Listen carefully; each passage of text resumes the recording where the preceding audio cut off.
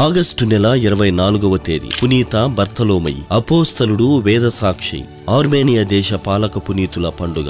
ప్రభువు శిష్యులైన పునీత బర్తలోమయి గారు మరో పేరు నతానయేలు. వీరు మంచి పవిత్ర జీవితం జీవిస్తూ రక్షకుని రాక కోసం నిత్యం ప్రార్థన చేసే యూదా భక్తుడు. కపటము లేని నిజమైన ఇజ్రాయేలుడిగా ప్రభువు వీరిని ప్రశంసించారు. క్రీస్తే నిజమైన దైవ కుమారుడిగా విశ్వసించి ఆయన అనుచరుడిగా ఆర్మేనియా దేశ సువార్త ప్రచారణలో సమస్యలను ఎదుర్కొంటూ అక్కడి దేశ రాజకుమారిని స్వస్థపరిచి దైవానుగ్రహంతో పిశాచిని ఓడించగా ప్రజలు క్రీస్తే నిజమైన దేవుడని గ్రహించి ఆయన్ను విశ్వసించారు. తదనంతరము బర్తలోమయి క్రైస్తవ హింసలకు గురి అయి కర్రలతో దారుణంగా కొట్టబడి బ్రతికి ఉండగానే వారి చర్మం ఒలిపించబడి ఉరితీయబడ్డారు. శ్రీసభ పునీత బర్తలోమయ గారిని ఆర్మేనియా దేశ పాలక పునీతులుగా ప్రకటించింది.